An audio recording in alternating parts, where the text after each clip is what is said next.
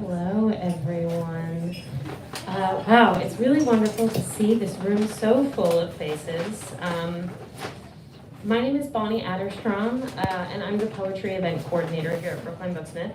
Today, it is my absolute pleasure to host Maggie Smith for the paperback release of her book, You Could Make This Place Beautiful, in conversation with Joanna Rakoff. Thank you all for being here, for supporting Maggie, Joanna, and our author events series. Before I do introductions, I have just a few housekeeping notes. Firstly, if you pre-ordered a book through the event page and haven't yet picked it up, you can do so at the counter back there. That's also where you can buy a copy if you would like. Secondly, please keep your phones off or on silent for the duration of the event. Please know that the event is also being live streamed at this lovely iPad over there. Hello to YouTube.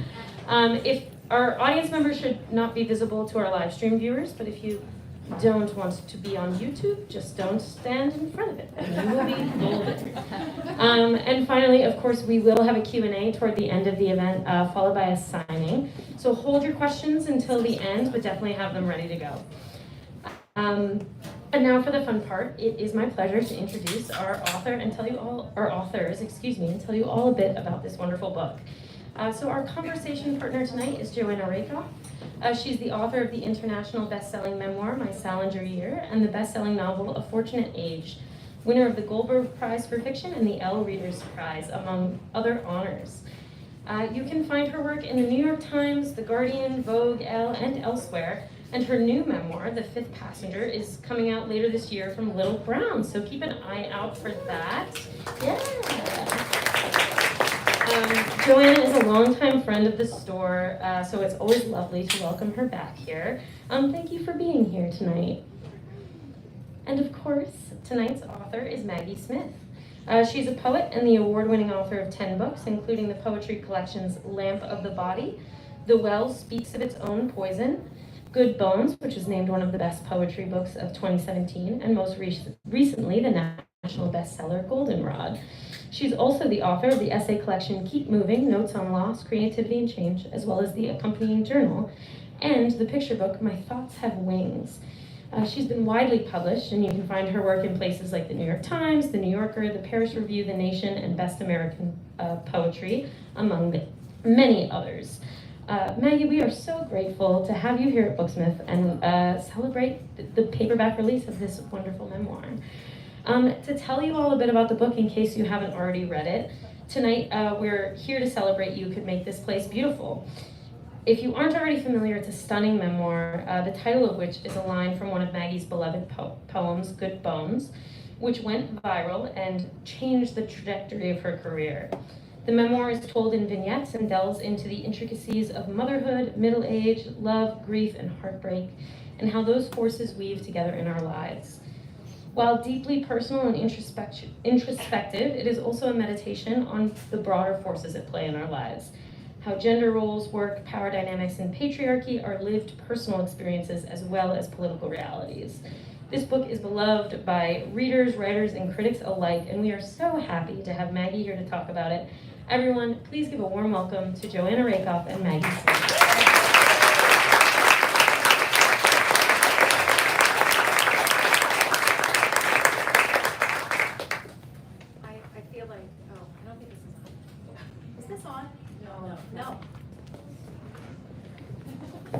Is it on now? Yes.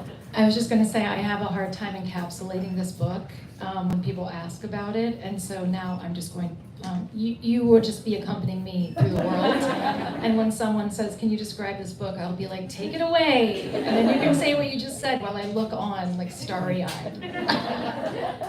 Thank you. Thank you guys for being here. I'm so excited to be here with Maggie, who I think of myself as an original Maggie Smith reader, as in I secretly started life as a poet and obsessively read journals, and I remember coming across her poems and thinking, who is this, and actually being slightly scared of you. And not just because they were so good and precise and poignant and powerful, but because stylistically they were really different than what I was seeing in those journals, in their compression and density of imagery and just the kind of urgency that fueled them. So I'm like about to cry, I don't know why. Okay, And, I'm gonna take you everywhere now too. So I'm so excited to be here with Maggie, who I now think of as a friend. So what's gonna happen, just so you guys know, is Maggie's gonna read a little bit, and then we're gonna talk, and then you are gonna ask some questions. So I'm so excited to hear her read from this wonderful book. Okay, we decided I'm gonna read the prologue. I'm gonna read the first page and a half, and then we'll chat. And then I might read a little something later too. With poetry readings, I take requests, but not now. It's honestly something y'all might ask for. I'm like, I don't want to read. Okay, in all seriousness. This is prologue. Before we go any further together, me with my lanterns, you following close behind, light flickering on both of our faces, I want to be clear about something. This isn't a tell-all. A tell-all would need an omniscient narrator, godlike, hovering over the whole scene, seeing into the houses, listening to the conversations and phone calls, reading the texts and emails. I'm jealous of this all-knowing narrator, even though she doesn't exist. I want to know what she knows. This isn't a tell-all because all is something we can't access. We don't get all. Some, yes. Most, if we're lucky. All, no. There's no such thing as a tell-all, only a tell-some, a tell-most. This is a tell-mine, and the mine keeps changing because I keep changing. The mine is slippery like that. This isn't a tell-all because some of what I'm telling you is what I don't know. I'm offering the absences too. The spaces I know aren't empty, but I can't see what's inside them, like the white spaces between stanzas in a poem. What is unspoken, unwritten there? How do we read those silences? The book you're holding in your hands that was a weird line to read during the audiobook recording, I'll say. I'm like, it might be in your ears, but I don't really want to say that. The book you're holding in your hands was many books before it was this one. Nested inside this version are the others. The version I began deep inside my sadness, thumbed into my phone in bed on sleepless nights. The one I scribbled out with sparks in my hair. You'll see pieces of those books inside this one. Why? Because I'm trying to get to the truth, and I can't get there except by looking at the whole, even the parts I don't want to see, maybe especially those parts. I've had to move into and through the darkness to find the beauty. Spoiler alert, the beauty's there. I know the real people who are part of this story, the story of my life, may read it. Most importantly, my children may read this book someday. Hi kids, I love you. I share this story with them because we share the life. But this tell mine is just that, my experience. There's no such thing as a tell-all because we can only ever speak for ourselves. Where do I begin? I could begin in my childhood. I could begin in a college classroom where I sat across from the man I would later marry, or in a Denny's on State Route 23, where we wrote private jokes on the sugar packets, or in our first apartment in Grandview where I was hit by lightning the night we moved in, true story, or in the hospital where my children were born, and I was born, and my mother was born, or on our last family vacation when I packed my sadness and took it with us to the beach, or in my lawyer's office, rubbing a small, sharp piece of rose quartz under the conference table, or at the end of everything that was also somehow the beginning, or in this moment, writing to you, watching fog skim the roofs of houses across the street, as if the clouds had grown tired of treading air and had let themselves sink, or. This story could begin in any of those places. I'm beginning here.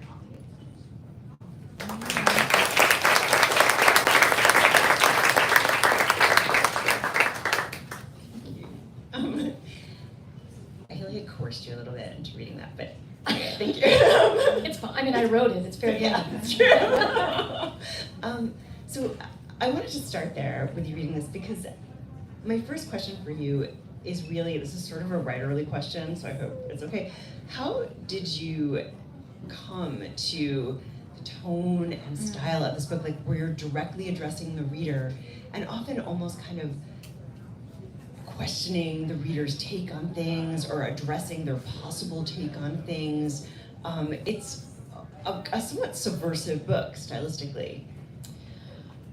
Yeah, I don't know that I thought about it being subversive when I made some of those choices, although I did know that they would be choices that would make readers love it or hate it, right? Like they're not really neutral stylistic choices, so I knew that they would make some people go, oh, I love that, and then other people would probably throw the book across the room and not finish it. But honestly, most of the choices I made in this book were necessary for me to be able to write the book, which maybe is self-evident, but the idea of telling the stories that I tell in this book and handing those stories to like the world TM, right? Like nameless, faceless readers, or like Goodreads reviewers, or Amazon reviewers, or I just, like the idea of handing something this intimate to strangers who may not be kind either, was too daunting. And so the way that I wrote the book was really imagining a human being. Mm-hmm. And talking to that human being who would receive the story. And then, of course, during the writing of the book, I thought, what will people push back about? Because there will be pushback. Like, I'm a woman, I know that there will be pushback, right? Like, you know, when you talk, when you have something to say, someone will say, well, why did you have to do that? Or why did you have to say it that way? Or why couldn't you have just been the bigger person? Or why couldn't you have handled this differently? Or, I mean, I knew there would be some of that, the sort of like undermining voices, and not even all undermining voices of men, like undermining voices that were like sort of genderless. And I thought, maybe I can kind of nip it in the bud by addressing some of what I think their criticisms or questions might be in the book itself. Mm-hmm. And so the series of questions I asked myself in this book, like, you know, why did you choose to air your dirty laundry, for example? And then sort of giving the answer that I would give to a real person, and then giving in italics the sort of internal answer that I would be thinking about, but then would have the good sense not to say out loud. And I think I naively believed that if I wrote them in the book, it would be done with. Right? Like, well, I answered that question.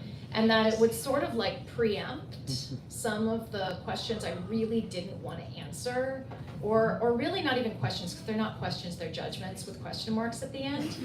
Like, I wanted to sort of like get around some of those judgments and be like, I see you coming. And I'm gonna go ahead and just meet you over there and then tell you.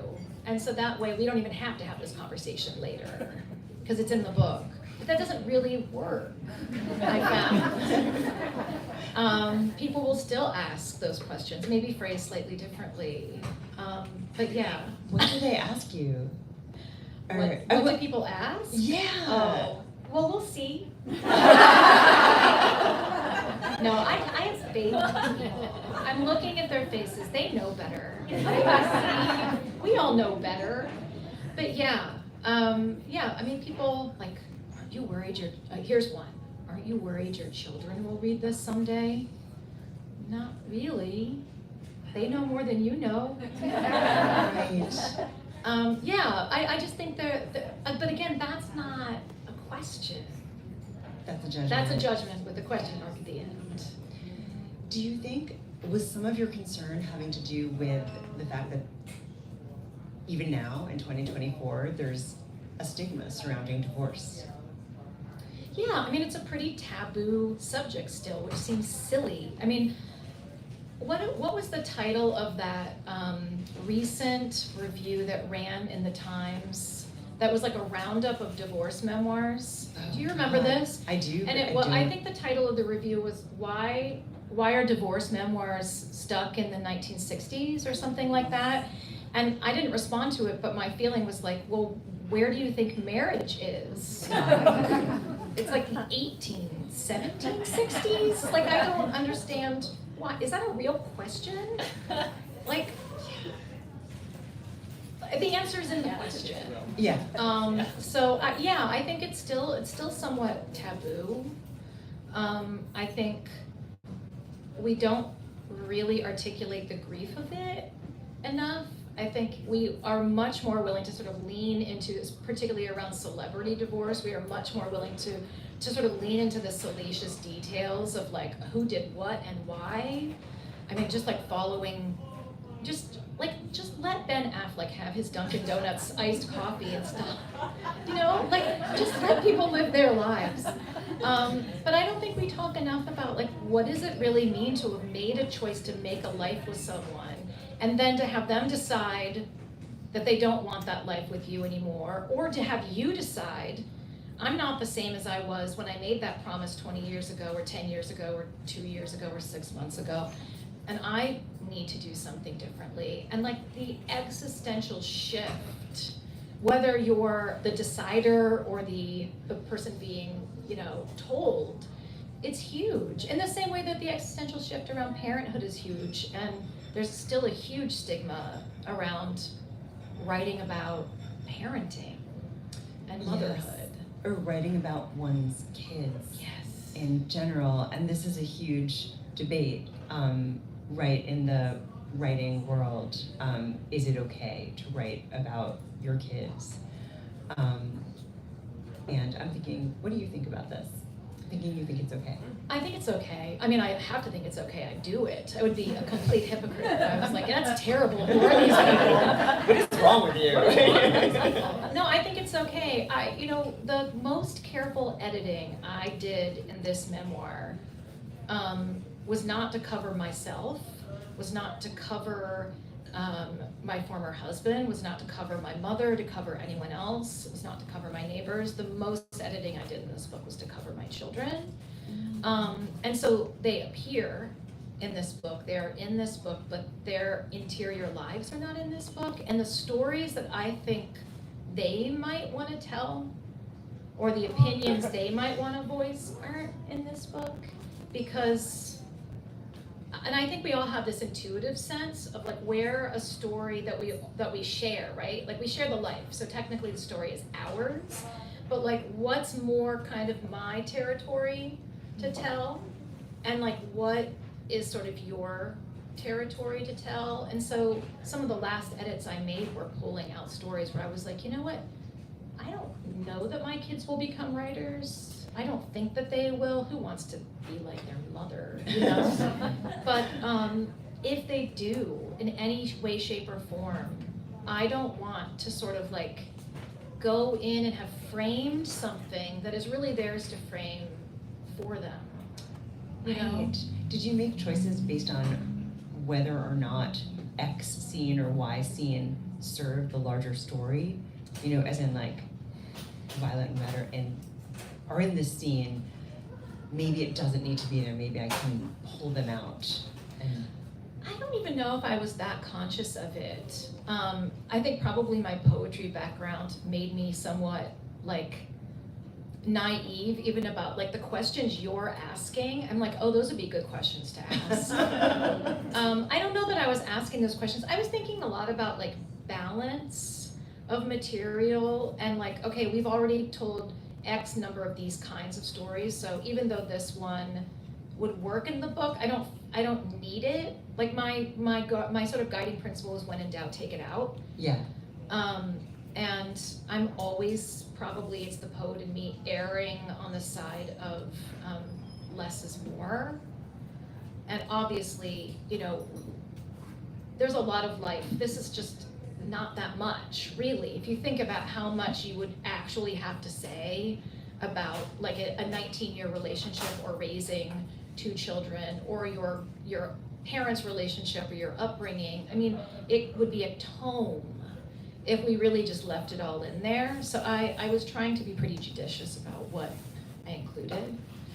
Yeah, I mean, that's the secret about memoir that I find is often confusing to non-writers of memoir, that so much of memoir is figuring out what doesn't need to be there, right? And occasionally people will be like, oh, you know, you're so lucky this horrible thing happened to you. You're so lucky your husband betrayed you because you have this material for this book, or with me, you're so lucky you got a job, you know, working for J.D. Sally. You're so lucky your siblings died tragically because now you have something to write about.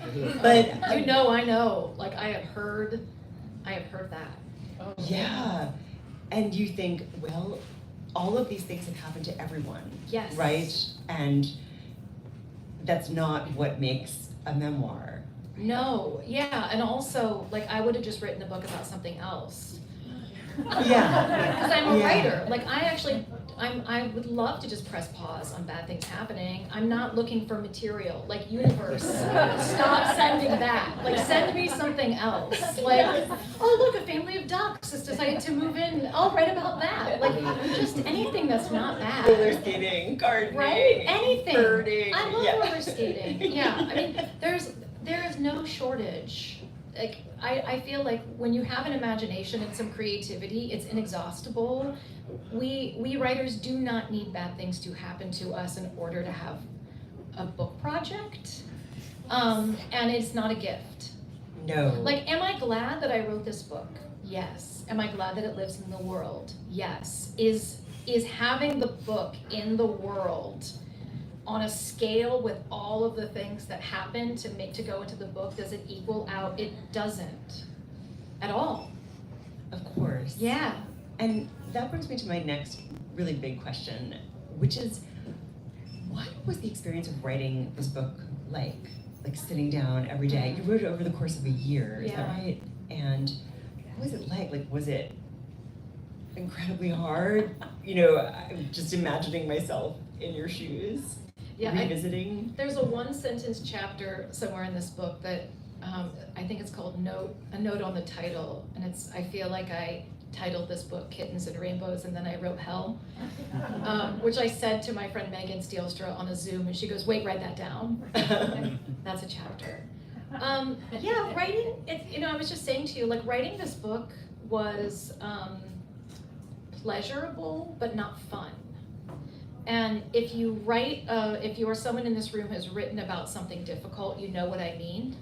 Like, there is something really satisfying about giving shape and form to something that's sort of living in an amorphous tornado in your mind, and maybe you don't even fully understand it until you write it down and then you see the connections between things. And I think coming from poetry, where I write a little bit of something and then maybe 6 months goes by and I write a little bit of something else, and the two maybe have nothing to do with one another at all, the like level of big macro thinking and contextualization of my life that was made possible by writing a memoir is a gift. Like, every day sort of lowering myself down into a mine, right? Which is like a dark, dirty place, but also a place with lots of sparkly things. And kind of like working down there and then lifting, pulling myself back up by the time the kids got home from school, and like dusting myself off so I could be like, there's banana bread. Was hard, but it was also incredibly satisfying because I had something to show for it. And I was starting to make connections like, oh my gosh, this has everything to do with that. And X touches Y and Z in ways I hadn't thought about. And I think even if I had written this over 10 years as like discrete essays, I'm not sure. I can be a little dim about my own life. I think we all have our blind spots, and it's usually us. Yes. Isn't that funny? I don't know what everyone else should be doing. Yeah. I give great advice, and then I'm like, I'm a mess. I don't know that I would have seen it, except for the fact of like really being immersed day after day and seeing the connections between things, which in a way was healing. It didn't change what happened, but it just clarified my perspective. I'm going to ask you to read a little page that sort of gets at what you're talking about, a little section. Is this 24? Yes. Okay. 24. Which will lead me to my next question. Yeah, so I started writing about myself in third person for a while in this book because I found it more comfortable to write about myself in third person as a character in a play. So this is one of those sections called the play. The finder pictures the ellipsis as something she needs to move beyond, something she needs to cross, as if that pause, ... were a canyon between mountains. She thinks she needs to send a stronger version of herself into the future, a version that can somehow leap over the chasm. The finder begins to write prose when she loses her husband. What does it mean to start writing prose when you've lost your narrative? Is it an attempt to build momentum, writing furiously to the right margin, building strength and speed to overcome the ellipsis, the trailing off, as if she might be able to sail over the ... and land on solid ground again? What does it mean to write about trauma in real time? Instead of going to work to avoid processing the loss, the finder makes the processing her work. She's lost her narrative, but she's writing her story. She lets the loss touch everything as if she has a choice. The play continues, and there's no indication of when it might end. Even if she refuses to speak, even if she refuses to move, it continues around her. Her power is limited. The curtain hasn't fallen. So there's one line in there, what does it mean to write about trauma as it happens? I'm not getting that exactly right, but I wondered, this is sort of toward the beginning of the book. Obviously, you wrote it, edited it, so it's not happening in real time, but what does it mean to write about trauma as it happens? As in often memoirs are written with, tremendous Distance. knowledge. Exactly. And there are so many great memoirs that are not, including yours, but they're sort of different beasts. And I wondered sort of like how that changed you, and also what does it mean? Yeah. I mean, it's funny, I think if I waited 10 years to write this book, it would be a really different book. Yeah. It would probably be a less fragmented book. Mm-hmm. It would probably be a less, acutely painful book. It might have less gallows humor. I don't know. I mean, I think all of those things are like a mark of being in it and trying to find the language for the thing. If I wrote this book 10 years later, the events would still be the same because those are fixed in time, right? A real bummer that memoir can't solve is changing the past, but I would be different, right? I mean, every book is kind of a time capsule. So this is a time capsule of this particular time in my life, but it's also a sort of a nested time capsule. It's a time capsule of my thinking the year I wrote the book about the time in my life. And I already feel differently about some of these things. Really? Right? Like it's a year later, I've lived with the book in the world. Like we're kind of like siblings. She's like a version of me, but isn't exactly me. Right. We've lived in the world together for a year, and even now, I mean, I can remember being on tour for the hardcover, a little over a year ago, and how strange it felt to say these things out loud in front of people, and how, frankly, it just was hard. It was hard. I was honestly kind of scared of my own language still. It was a little feral. And now I'm just sort of like, that happened. And it happened, but the good news is I feel better about it now, Yeah. right? It just seems like it's not so present. Mm-hmm. Yeah. Do you think telling, as you say, you've lost the narrative, but you're telling your story, do you think that having to work through it on the page and then have that go out into the world and kind of be its own thing. Like the book goes out into the world and it's no longer you, it's its own thing. It's like frozen in amber. Do you think that helped you kind of, yeah? I do, because it lives here. Like, it doesn't only live here. Yeah. Which, I mean, it seems like, that seems so basic, right? Like, just write it down and get it out of your head. It doesn't really work, it's still there too. It's like a copy paste, more than like a removal. But I feel like, you know, at any time, remember those like old mimeograph machines, like the old dittos? Well, you can only get so many before they're super faded and warped. Yes. Like, it does fade. And so like having this, like, live in the world, it's like, it's the place where it lives. It doesn't have to be something that I'm carrying around in the same way, with the same kind of power all the time. That is helpful. Yes. Yeah. Yeah, that makes so much sense. Okay, I'm gonna pause here and ask you guys some questions, not in a scary way. Like, welcome, it's a game show now. No, you have to, we're gonna ask you questions. So, number one, has everyone here read You Could Make This Place Beautiful? Raise your hand if you have not. Oh, A few? Yeah. Oh my gosh, okay. Because this will sort of guide some of the questions I ask. And then my really big question is, who has questions for Maggie? It's really helpful for me to know so I can gauge when to stop my million billion questions and let you guys ask your questions. So be totally honest. Don't hold back, because I need to know. It's very important. Okay, thank you. I think some of you are lying. I think some of you. I just said I had faith in them. I have faith in them, and yet I think they're holding back.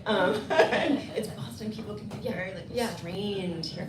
No offense, native Bostonians.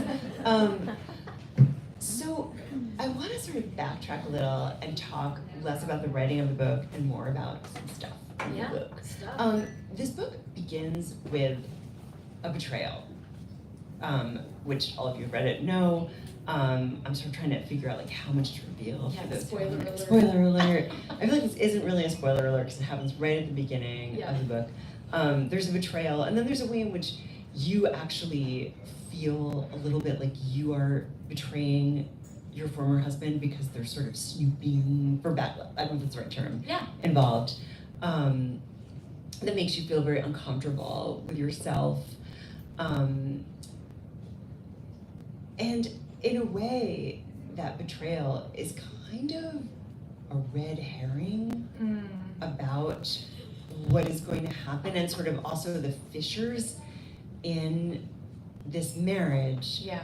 Which It's really not the problem. it's not the problem. Exactly. I mean, it is a problem. Yes. It's sort of maybe a symptom rather than a problem. Yes. And the problem is really this kind of, as Bonnie so wonderfully discussed in her intro, this kind of gap, you know, between gender distribution, gender roles, the way that you, as a person who works, but in a sort of a more creative, obviously a creative way, than your former husband, the way you are treated in this marriage. And I wonder if you could talk to us a little bit about this, because I do feel like there's a way in which this book has become a lodestone for many, many, many, many people, you know, a zillion people, right? Yeah. And I think it's because of the way you unpack all this in a way that is at once like intimate and clear-eyed and very honest and fair, but also lays bare the reality of life in a heteronormative marriage. Yeah. Which is why divorce memoirs are stuck in the 1960s. Exactly. Yeah, I mean, it's true. Like I drop a big bomb in the book in the first like 3 pages, because why save it? But it's really not the big bomb. And I think I realized maybe not so much writing the book, but living the life. I realized after that happened that like, oh, one can sort of like limp along in an unsatisfying way, and then one big thing can happen that makes you think like, oh, this is now untenable, but really it was untenable before. Just in a less dramatic way, right? And so, yes, like, finding a postcard written to someone else was not a great thing to find at like midnight on a Thursday or whatever. Yeah, there's the spoiler alert. But in really unpacking it, it came down to sort of like, oh, I can't be myself in this marriage regardless of how many people are in it. And I need to be sort of like treated like an equal and respected for what I do. And that means for the kids and as a writer. And I mean, what is it that they say is the sort of like death knell for all relationships? I think it's resentment. Contempt. Is there a difference between contempt and resentment? Maybe there is. I think once you've gotten there, it really doesn't matter how many postcards you find or don't find. Yeah. The key, I think now that I've like really figured out as a single person about marriages, there's humor there. You can laugh with me. Because clearly I have it all figured out. Is that you should want for your partner more than they want for themselves. You should want for your partner really what you want for your children, which is a bigger life than you even have. That kind of like selfless, like I just want you to have all the things that we feel about our kids and about our friends and about our parents. Like I just want you to have all the things. And if you're in a relationship, whether you're married or not, and you don't feel about your partner, like I want you to have all the things. And also I'm willing to make sacrifices to make sure you have all the things, then it's probably not gonna work no matter what you find in the work bag or not. Yeah, I mean, you use the term bigger, and you talk in the book about having to make yourself smaller. And there's this moment that I suspect other people sort of have in their head as well, because I know I've talked about it with so many female friends, where you talk about going away on speaking engagements, teaching at festivals, workshops, and when you call home, you feel like you've done something wrong. You're in trouble. Yeah, exactly. And I think that's such a common phenomenon. Yeah. And it's sort of the same thing, like you're kind of, your partner, instead of wanting this bigger world and this bigger career for you, is punishing you for it. For being inconvenienced by your absence. Yeah, I sort of describe it in the book as feeling like you've left your cubicle neighbor with your work. And they're sort of treating you like you've handed them all of this like overtime while you're off, like jet setting, when really what you're doing when you're off is work. Exactly. Even though it might look a little different from other people's work. I mean, I realize that not everyone's work looks like this, but it's work.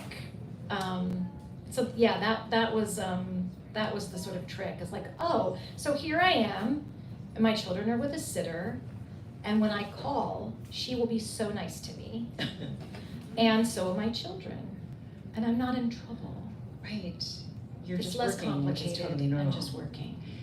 Okay, I'm gonna ask you one last question. Okay. And then I'm gonna open this up to everyone else, which just has to do with ambition.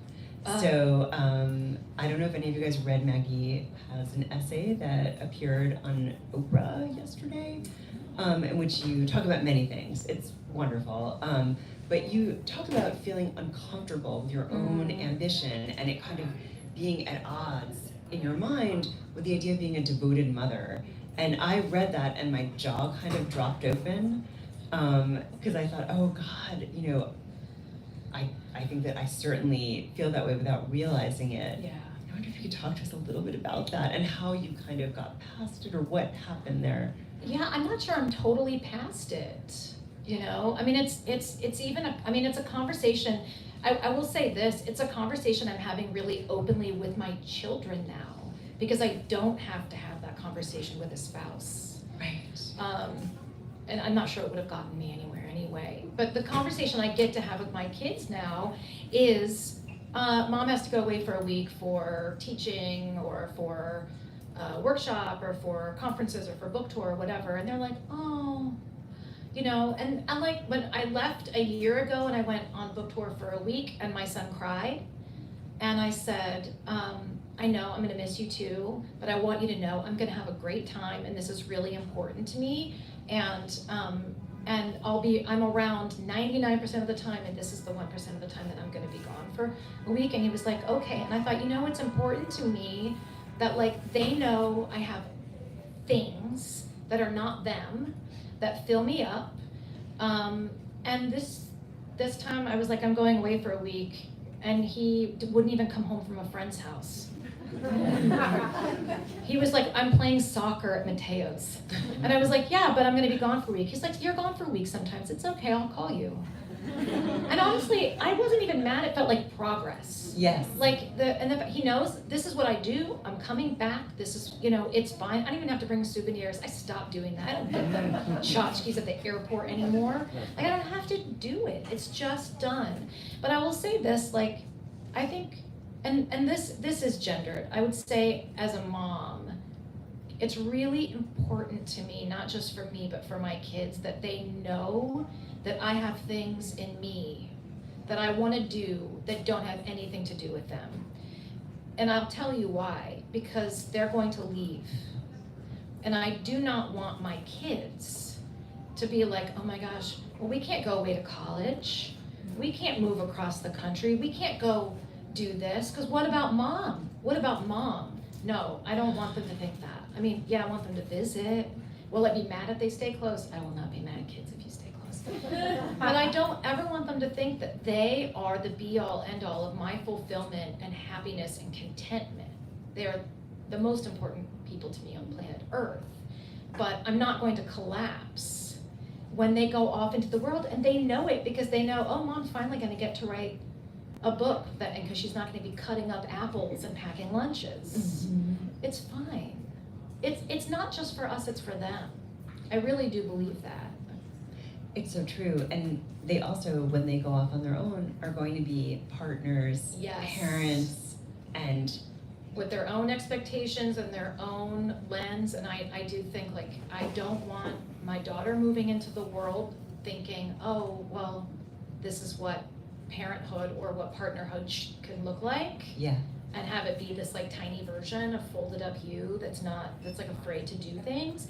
And I don't want my son, regardless of how he ends up partnered later, to have expectations of like basically being entitled, frankly. Yes, yeah. I don't want that, even though I still cut his apples. Okay, that's it. Note for me to open the floor to you guys. Who has questions? Wait, no one. What? Don't be shy. In the back. With dark hair.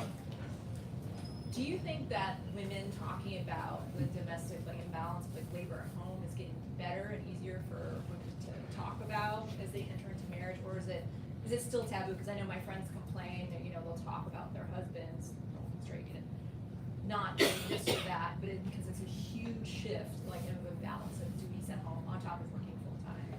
Why do you feel like women still can't say those things out loud? Because we're stuck in the 1970s. I think it's getting better. I mean, I feel like obviously I'm having more conversations about these things. I'm seeing more books published about these things, and they're not all about divorce. Like, I also would like to say, I don't think you have to get divorced to have an equitable situation. I think, in a healthy relationship, you can recalibrate, right? I had a man reach out to me and say, I read your book, and it made me realize I need to have a conversation with my wife, because I realize she's doing almost everything, and I don't even know if I've asked her what her goals are, like what she wants to do. And I don't want to end up where you ended up. Like, I would like to not be that guy. So how do I have that conversation? So I feel like if we're moving the needle slightly, would be great, but structurally there needs to be so much more. I think the pandemic showed that, moms absolutely carried the world on their backs in 2020, 2021. And so there needs to be a lot more structural support, and we need family leave, we need better health insurance, we need things that just financially, structurally make things more possible. but yeah, frankly, we can't just be bitching to our friends at happy hour about this. Like, that's good too. But like, we really need to be having these conversations openly, and we need to not be preaching to the choir. We need to be having these conversations with the people who need to hear that, and it's usually not our girlfriends. Yeah. They know. And sometimes they don't want to hear it. The people that True. need to hear it. That's true, Yeah. but they need to hear it. They do. Yeah. Okay, who else? Yeah. I wanted to know, how did you know this was the title for this book? And like, I'm thinking too about like, do you think that the line has like the same resonance at the end of Good Bones as it does? I don't either, but I'd love to Yeah, talk about it. that's interesting. I haven't, like, no one's ever asked it phrased in quite that way, and I just started shaking my head just instinctively without having thought it through. It does feel different to me in this context. I think, I mean, that Good Bones, the poem, is such a poem. For me, it's really, it's like a mother speaking about children and to children. And this just feels a little bit more broad. Part of what troubles me about that poem is that most people encounter it because of school shootings and terrorist attacks. And while I'm glad people are finding comfort in it, it's like a little challenging to have someone reading you because we can't enact any sensible gun control in this country, particularly. So the good thing for me about having it be the title of this book is that maybe someone will find the poem without having to be grieving. Yeah. Something that's completely unnecessary. And so, yeah, but I do think it feels different on the cover of this book than it does at the end. I'm gonna have to think more about that, because now you've got me thinking. Okay. Good. Yeah. Thank you for your book. I read it and I love it. My question is, this is a sad story, but at the same time it's very optimistic. And at the end, I didn't have the sensation that life wasn't worth it. On the contrary. So I want to ask you, how you did that? Because in your situation, probably I don't know, cry for a year and that's it, so I want to. So just to repeat the question in case you didn't hear, it's a sad story that ends on a sort of optimistic note. And I think the book has as much joy in it as it does pain. I mean, I haven't done like a pie chart analysis by, counting things, but, and she wants to know how I did it. How did I get the joy and the optimism into the book? Yeah, it's in the life, so it's in the book, right? I mean, if the life had been all sad, the book would be all sad. And that would be a real bummer for all of us, especially me, because it would be my life. You could just pick up the book and then put it back down, and I'd still be in there.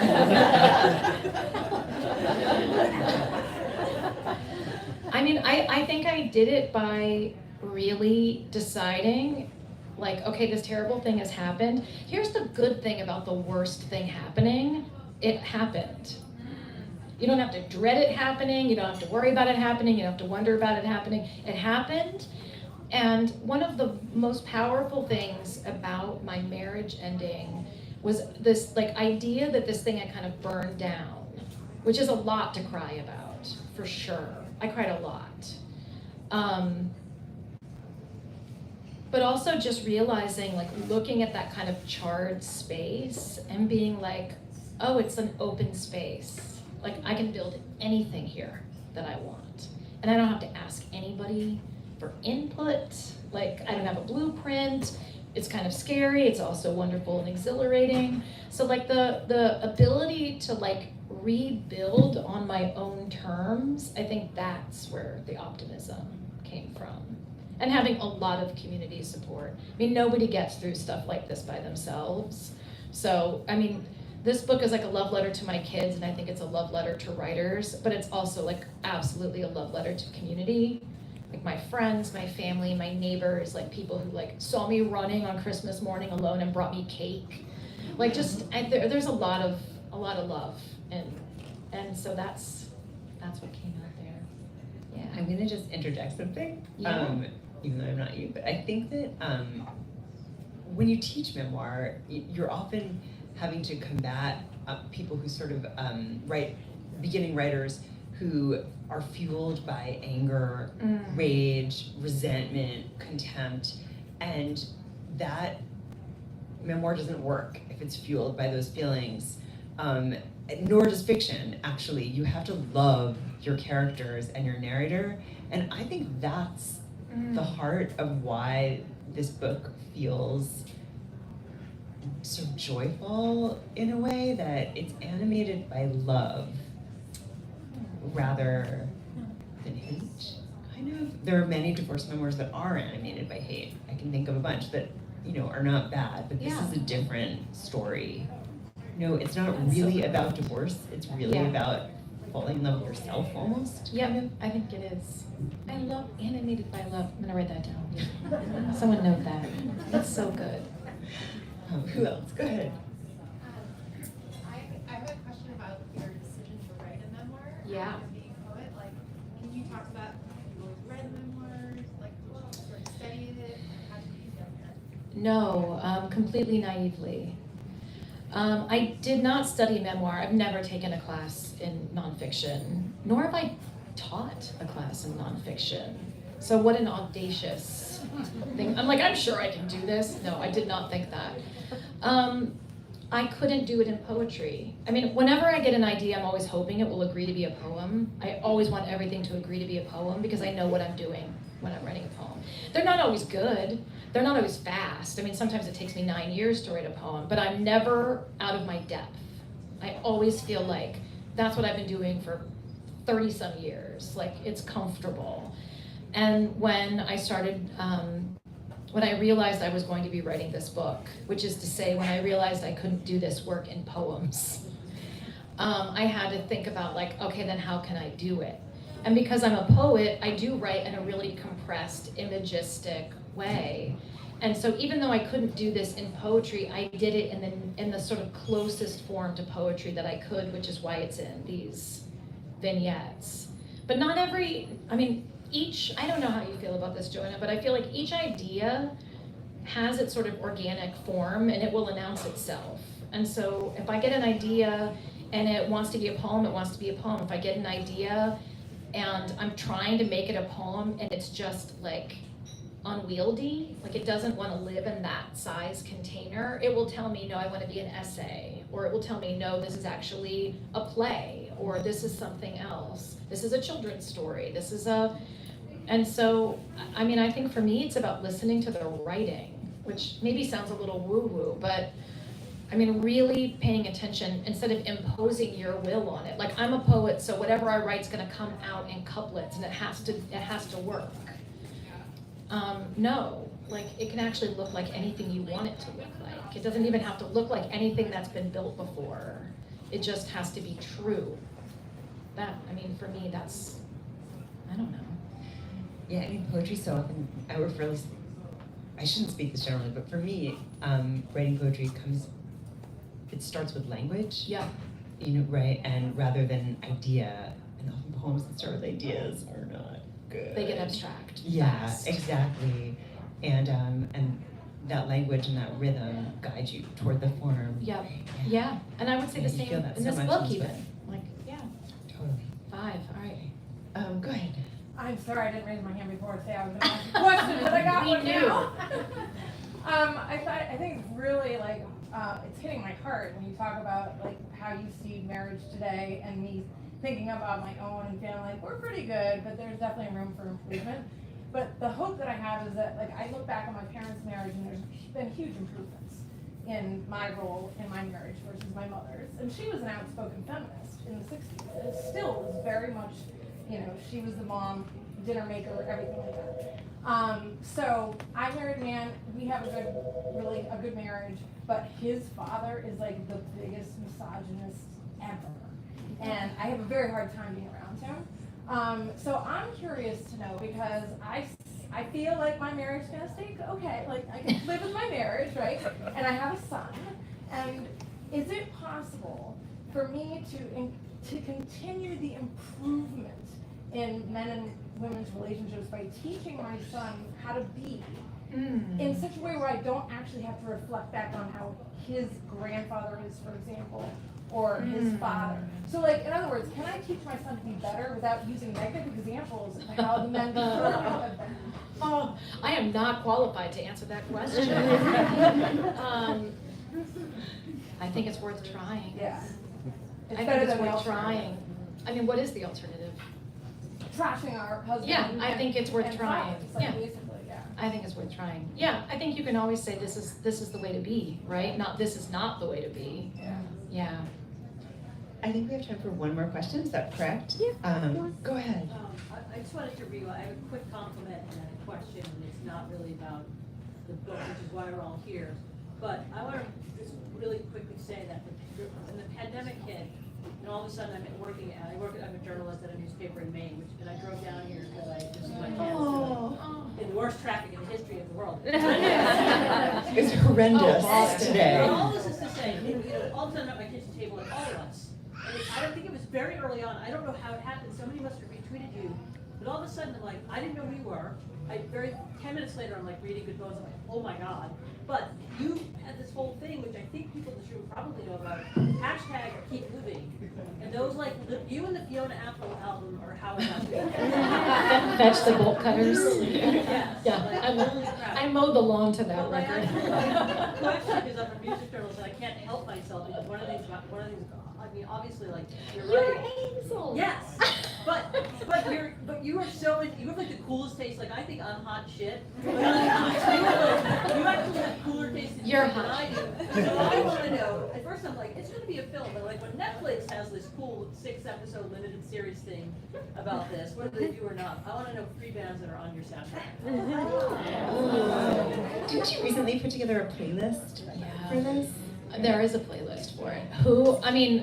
Mountain Goats has to be on it. Sure.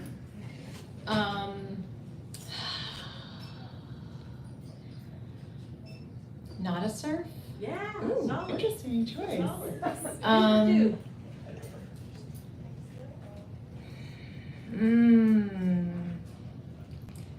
It's a tie between Superchunk and Old 97. See, cooler than I'll ever be. Super chunk, I mean, come on. My favorite. Thank you. You guys, thank you so much. I'm sorry we don't have time.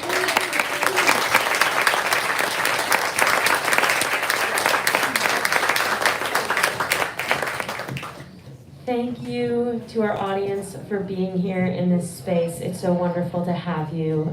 Thank you, Joanna and Maggie, for being here, for talking about this beautiful book. It's so wonderful to have you here. Just some housekeeping things. If you'd like to buy a book to get signed, you can do so at the back counter. We're going to have the signing line right in front of this table, so you can stand right in front of it, and we'll send the line back toward that brick wall. And then kind of turn into the rest of the store. Yeah, thank you all again, and thank you again to Maggie and Joanna. Let's give them one more round of applause.